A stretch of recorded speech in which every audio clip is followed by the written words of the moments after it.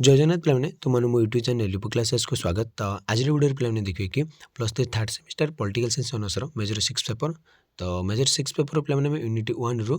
2 mark question गुड़ आज आम देखा। तो पूर्व वीडियो में यूनिट 1 रो 1 मार्क क्वेश्चन गुड़ देखी ताल डेरी न कर चल पे क्लास 2 स्टार्ट करवा और 2 मार्क क्वेश्चन गुड़ को आम आलोचना करवा। तो देखो पिलाने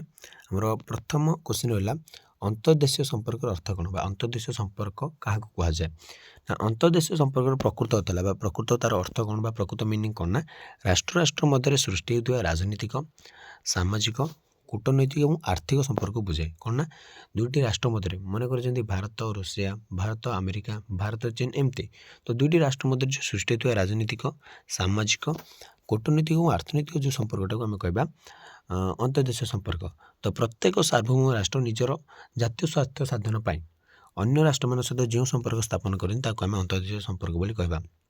तो जितेक सार्वभौम राष्ट्र अच्छा आम पृथ्वी से निजर जातीय स्वाधीन पाई अन्य राष्ट्र मान जो अन्य राष्ट्र मान सहित जो संपर्क स्थापन करते आम कहवा अंतर्देशीय संपर्क। तापर 2 नंबर क्वेश्चन देखिए पे अंतर्देशीय राजनीति कौन। तो अंतर्देशीय राजनीति कौन देखा साधारणतः अंतर्देशीय राजनीतिर अर्थ राष्ट्र राष्ट्र मध्य सृष्टि होता कूटनैतिक संपर्क को बुझे। तो अंतर्देशीय राजनीति कहले तो राष्ट्र राष्ट्र मध्य जो कूटनैतिक संपर्क सृष्टि होता आम बुझा। गोटे राष्ट्र निजर वैदेशिक नीति बल में जितेबाला अन्य राष्ट्र सह संपर्क स्थापन करे ताकू अंतर्देशीय राजनीति बोली कहुए। तो अंतर्देशीय राजनीति आउ गोटे क्या आम कहवा ना गोटे राष्ट्र निजर वैदेशिक नीति बल में तार फॉरेन पॉलिसी बा वैदेशिक नीति बल में जितेबाला अन्य राष्ट्र सह संपर्क स्थापन करे ताकू आम कहवा अंतर्देशीय राजनीति। तो देखिले पे दुईटा बहुत इंपोर्टाट आम। तो राष्ट्र स्वार्थ कौन गोटे राष्ट्र अर्थनैतिक वाणिज्यिक राजनैतिक और सामाजिक और सांस्कृतिक स्वार्थ को सामूहिक भाव गोटे राष्ट्र जातीय स्वार्थ कहे। तो गोटे राष्ट्र जातीय स्वार्थ को कौन कौन पे अर्थनैतिक वाणिज्यिक राजनीतिक और सामाजिक और सांस्कृतिक स्वार्थ युड़ को आम कहवा गोटे राष्ट्र जातीय स्वार्थ। संपृक्त राष्ट्र जो राष्ट्र जातीय स्वार्थ गुड़िक संपृक्त राष्ट्र निजर नीति और कूटनीति बल में अन्य राष्ट्र मान सह संपर्क रखी निज जातीय स्वार्थ हासिल करने निमंते प्रयास करते। तो सब गोटे राष्ट्र को चेष्टा करते ना अन्य राष्ट्र मान सहित संपर्क रखी निजर स्वार्थ साधन करने। तो राष्ट्र क्षमता कौन देखिए पे ना गोटे राष्ट्र क्षमता साधारणतः भौगोलिक अवस्थिति सामरिक क्षमता अर्थनैतिक व्यवस्था और जातीय चरित्र संपृक्त राष्ट्रर जातीय क्षमता को परिपुष्ट करते कौन कौन ना भौगोलिक अवस्थिति सामरिक क्षमता अर्थनैतिक व्यवस्था और जातीय चरित्र ये जो 4टी जिनस संपृक्त राष्ट्रर जातीय क्षमता कौन करता है से परिपुष्ट करें। अंतर्देशीय राजनीति में जातीय क्षमता विशेष गुरुत्व परिवहन करें। तो अंतर्देशीय राजनीति कथा जो आम देखा से जातीय क्षमता बहुत बड़ गुरुत्व परिवहन करें। ता देखिए पे 5 नंबर क्वेश्चन अंतर्देशीय आईन कौन ना विश्व स्तर में कार्यकारी होता आईन गुड़ी को अंतर्देशीय आईन बोली कहुए है। अंतर्देशीय आईन आम क्या कहवा ना विश्व स्तर में कार्यकारी होता आईन गुड़ी को आम अंतर्देशीय आईन बोली कहवा। समस्त राष्ट्र सहमति भितर सृष्टि होता अंतर्देशीय आईन को प्रत्येक राष्ट्र मान्यता प्रदान करिथांती। तो 6 नंबर क्वेश्चन देखिए पे वैदेशिक नीति अर्थ कौन। तो वैदेशिक नीति मैंने आम क्या कहवा गोटे सार्वभौम राष्ट्र अन्य राष्ट्र मान सह संपर्क रक्षा करने जो नीति प्रणयन करे माने जो संपर्क रक्षा करने जो नीति नियम बा जो नीति गुड़ी से प्रणयन करे ताको आम वैदेशिक नीति बोली कहुए। वैदेशिक नीति बल गोटे राष्ट्र निज जातीय स्वार्थ हासिल करने प्रयास करता है। तो जो वैदेशिक नीति रहा यह बल ही गोटे राष्ट्र सब तार जातीय स्वार्थ हासिल करने से प्रयास करें। तो अंतर्देशीय चुक्ति अर्थ कौन देख पे अंतर्देशीय आईन कौन अंतर्देशीय चुक्ति कौन है। तो ये बहुत इंपोर्टाट अंतर्देशीय राजनीति कौन ये मन रखि अंतर्देशीय चुक्ति कौन ना देखा राष्ट्र राष्ट्र मध्य संपादित होता राजीनामा गुड़ी को जिते विश्व स्तर में ग्रहणयोग्य होता है अंतर्देशीय चुक्ति कहुए। तो गोटे राष्ट्र राष्ट्र मध्य ही सब होता है। तो राष्ट्र राष्ट्र मध्य संपादित होता जो राजीनामा गुड़ी को विश्व स्तर में ग्रहणयोग्य हेले अंतर्देशीय चुक्ति कहुए।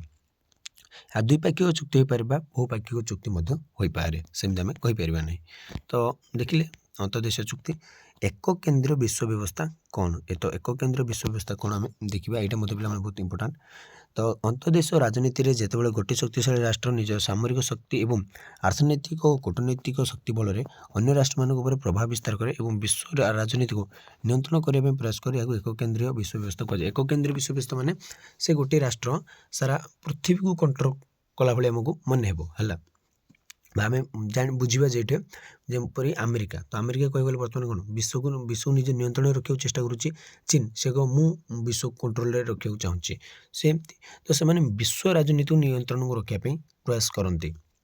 बा से सामरिक अर्थनैतिक कूटनैतिक बल से कौन ना अन्य राष्ट्र मान प्रभाव विस्तार करते मैंने अन्य राष्ट्र मानक डर रखी था डरी डरी रखी था बहुत शोषण करी कह गले तो आम कह एक केंद्रीय विश्व व्यवस्था माने से निजे ही माने एकाकी शासन करने एकाकी प्रभुत्व विस्तार करने से चेष्टा करे दुई केंद्रीय विश्व व्यवस्था कौन ना जितेबाला दुईटी शक्तिशाली राष्ट्र निजर शक्ति और सामर्थ्य बल में विश्व राजनीति को प्रभावित करने प्रभावित करते सारा विश्व दुईटी सामरिक गोष्ठी परिणत करते दुई केंद्रीय विश्व व्यवस्था बोली कहुए गोटे राष्ट्र एक केंद्रीय दुईटी राष्ट्र दुई केंद्रीय भूकेंद्रीय विश्व व्यवस्था कौन पे ना जिते बड़े दुई रु अधिक शक्तिशाली राष्ट्र निजर शक्ति और सामर्थ्य बल में निजर शक्ति सामर्थ्य बल में सारा विश्व में अनेक गुड़ी क्षमता केन्द्र सृष्टि करते और प्रत्यक्ष और परोक्ष भाव में अस्त्र प्रतियोगितार लिप्त न रही निजर प्रत्यार वृद्धिर कारक होता बहुकेंद्रीय माने अस्त्र प्रतियोगिता क्षमता लिप्त रही माने कौन कार अस्त्र केते कार अस्त्र शस्त्र केते कार सैन्यबाहिनी केते तो यू क्षेत्र से सब लिप्त रहे प्रत्यार वृद्धि सब से चेष्टा करेंगे तो वेस्टफालिया चुक्ति ना कौन पे ये बहुत इंपोर्टाट क्वेश्चन है 1648 मसीह यूरोप महादेश में ये चुक्ति अनुमोदित होता है केवे 1648 मसीह बहुत इंपोर्टाट पे वेस्टफालिया चुक्तिनामा तो यही चुक्ति बल में प्रत्येक राष्ट्र सार्वभौम क्षमता सुरक्षित रहा सहित अंतर्देशीय संपर्कर मूलदुआ पड़ा अन्य पक्ष चुक्ति बल में प्रत्येक राष्ट्र को सार्वभौम राष्ट्र मर्यादा मिलता तो जो वेस्टफालिया चुक्ति बल में प्रत्येक राष्ट्र को गोटे सार्वभौम राष्ट्र मर्यादा मिलता बहुत गोटे इंपोर्टाट माने कौन पे आमर क्वेश्चन यूनिट 1 तो एक जाति एक राष्ट्र व्यवस्था कौन एक जाति एक राष्ट्र व्यवस्था कौन ना विश्व व्यवस्था रे गोटे निर्दिष्ट जातिर जनसाधारण निजर संस्कृति धर्म सामाजिक व्यवस्था एवं अभाव को आधार कर एक स्वतंत्र राष्ट्र परिकल्पना करने को एक जाति एक राष्ट्र व्यवस्था बोली कहुए तो गोटे विश्व व्यवस्था रे गोटे निर्दिष्ट जातिर जनसाधारण से भारतीय हूँ अमेरिकी हूँ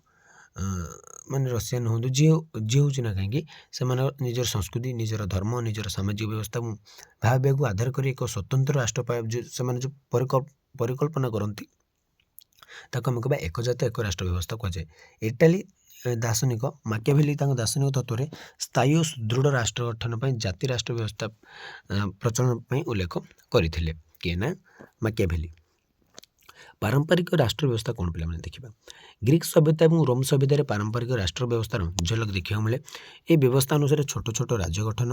राजतंत्र शासन प्रचलन साम्राज्यवाद विस्तार मुख्य उपादान भाव ग्रहण कर तो पारंपरिक राष्ट्र व्यवस्था जो कह कौन ना से ग्रीक सभ्यता और रोम सभ्यतार देखा मिलूले जो पारंपरिक राष्ट्र व्यवस्था तो पारंपरिक राष्ट्र व्यवस्था कौन ना छोट छोट राज्य गठन कर राज्य देश जो सेमती नु छोट छोट राज्य कर बर्तमान आमर भी गोटे जिला बा दुईटी जिला मिसिक जी हम से गोटे गोटे छोट छोट राज्य कहुला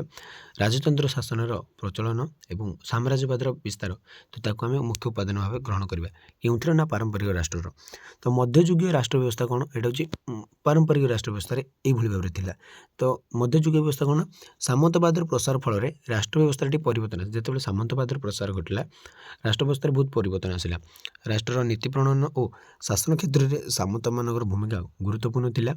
वाणिज्य क्षेत्र में संप्रसारण पर उपनिवेशवाद और साम्राज्यवाद को गुरुत्व दि जाता तो जितेबाला मध्ययुग में राष्ट्र व्यवस्था किपर कौन पे से राष्ट्र व्यवस्था किसी परिवर्तन आसला कौन पे सामंतवाद प्रसार घटी तो राष्ट्र नीति प्रणयन और शासन कार्य बा शासन क्षेत्र में सामंत मान भूमिका गुरुत्वपूर्ण थिला सामंतवाद प्रसार माने कौन सामंत मान ही गुरुत्व रही बड़ भूमिका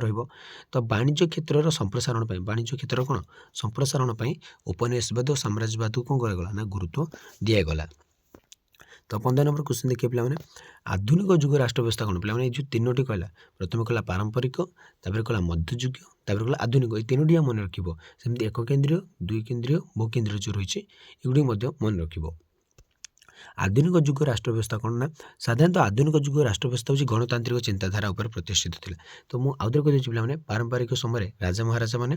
मध्ययुग क्षेत्र में सामंत मैंने एवं जितेबाला आमर आधुनिक क्षेत्र में आसला से गणतंत्र गणतंत्र मैं कौन लोक मानकर गणतांत्रिक चिंताधारा उपर प्रतिष्ठित है व्यक्ति मतवाद उदारवाद सार्वभौमता उत्तरदायी सरकार गठन अंतर्देशीय चरित्र उन्नति आधुनिक राष्ट्र व्यवस्थार मूलतंत्र थिला। तो देख आमर तीनोटी देखिले पारंपरिक तो पारंपरिक मुझे कहीदे से राजतंत्र ये आमर आसला सामंतवाद है सामंत मान सामंतवाद और ये आसला कौन गणतांत्रिक चिंताधारा। तो ये दुटा मन रख। तो एमती भी क्वेश्चन आस गणतांत्रिक चिंताधार क्यों राष्ट्र व्यवस्था प्रतिष्ठित था से आधुनिक जुगे मध्ययुगे सामंतवाद और पारंपरिक क्षेत्र में कौन आम राजतंत्र। तो ये भाव पे रही। तो आज पे क्लास 2 एड रखुच्छी। तो परवर्ती क्लास देखा 4 नंबर 5 नंबर विशिष्ट प्रश्न गुड़िक। तो रोचे जय जगन्नाथ।